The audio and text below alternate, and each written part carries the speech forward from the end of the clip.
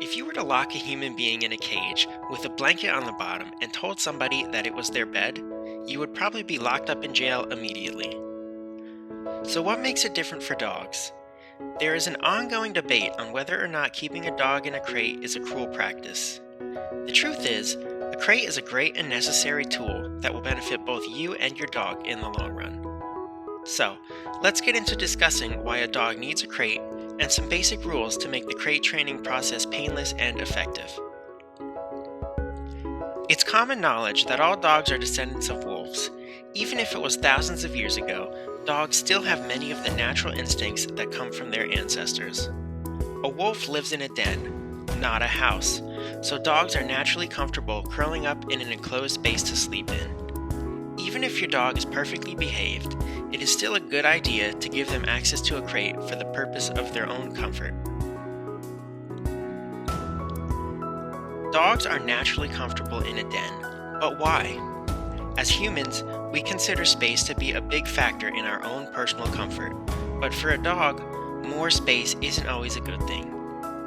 Even if your dog isn't as dominant as the alpha of a wolf pack, they still feel some need to protect their family and their home. Without a crate, your entire home turns into your dog's den, which they now feel the need to defend. Having a den of that size is very overwhelming to a dog and can cause behavioral issues like aggression towards guests and strangers. Oftentimes, if a dog feels threatened, they can retreat to a safe space like their crate if needed. But if that isn't provided, it can lead to excess stress on your dog and have major consequences. Another benefit of crating your dogs is safety for the animal. One of the leading causes of an emergency trip to the vet is when a dog gets into trouble when their owners aren't home and eats something that they shouldn't.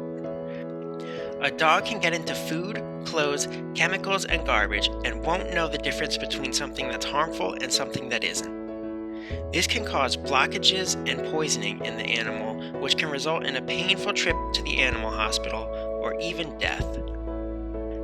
If you can't fully trust your dog not to eat household items, it's a great idea to keep them in a crate when you aren't around to supervise. It's pretty easy to see that crate training is a good idea when owning a dog. So let's go over some basic practices that you should always follow when keeping your dog in a crate.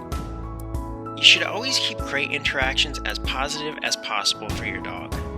Giving your dog a reward and praise for staying in their crate is a good way for your dog to learn that getting in the crate is a good thing for them.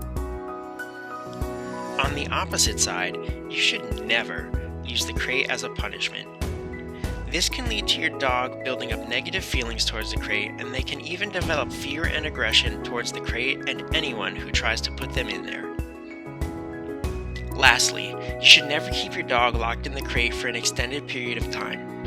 If they can sleep through the night in there, that's fine, but during the day, a dog shouldn't be left in the crate for more than 6 hours. And puppies should be in there for even less time. Even if your dog seems to like their crate, you can leave it open during the day for them to enter and exit as they please. If you're out of the house for more than 6 hours at a time consistently, consider hiring a dog walker to give your pet a break from any unnecessary buildup of crate time. Just like any dog training tool, a crate is not cruel if it is used properly. It can be a great addition to your home for both you and your dog to help strengthen your bond as pet and owner. If you have experience with crating your dog, let us know in the comments what you think some of the benefits are.